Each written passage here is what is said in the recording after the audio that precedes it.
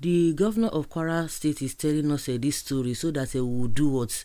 So that I don't know whether they are trying to balance the equation now or to change the narratives, saying that dozens of Muslims they don't buy them in Nigeria or for refusing to join this bandits or those people, these extremists.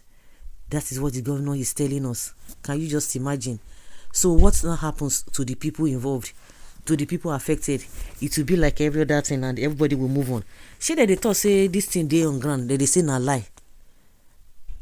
They say na lie, say they happen. Well, of course we know what happened in Kwara State. It is not it's not news. After like 2 or 3 days now everybody will move on. Or people have already moved on. So this is what they want to term it. 75 local Muslims were Kpai in Tuesday read why a state lawmaker told the BBC that 78 people had been buried so far and the death toll could rise to an estimated 170 as more people are discovered. Blaming Islamist group, President Bola Tinubu deployed an army battalion to the affected areas. Oh, it is becoming shameful that so-called religion of peace is now violent all over the world. Is their God real? Why must you try to make people accept them? If other religions are doing like them, how many people will be left? How many people will be left? Arrest the governor, he's complicit. He was aware that these guys are coming for carnage and did nothing. He justified the carnage by alleging it was triggered by recent military raid on terrorists in the state.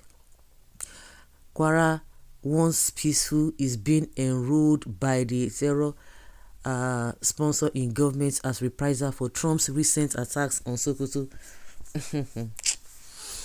A letter was written by the jihadists to the community. The government could not even arrange for military personnel and other security agencies to be stationed in that community, knowing fully well that these animals will surely attack the community. Now, after the massacre, the military personnel and other security agencies were drafted to the area. And you say we are in a country.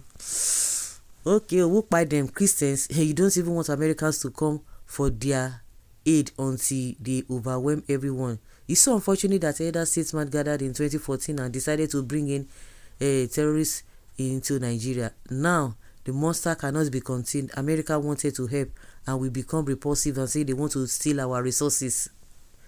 God will judge all our politicians at the last day. Last day, okay.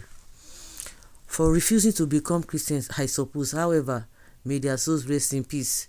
What does Sheikh Gumi have to say about this? No, no concern him. It's not worth talking about. Yes, listen to me, my brother and sister, Muslims and Christians. You may believe you or not. Islam is a peaceful religion. No wahala. Trying to justify that Muslims are also being that is just the justification. So the Muslims don't have a blood running in their vein, so they should just forget about it. Can you just imagine? And it don't talk now, so it end.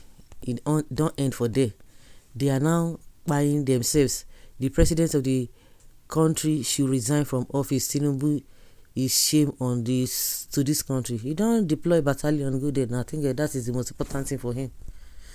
The assault was one of several across Nigeria in the last few days. In addition, the villages of Ewuru and Nkuku, 38 people were abducted while others fled and shops and homes were set alight. So guys, let's hear your opinion and have your take on this. Thank you.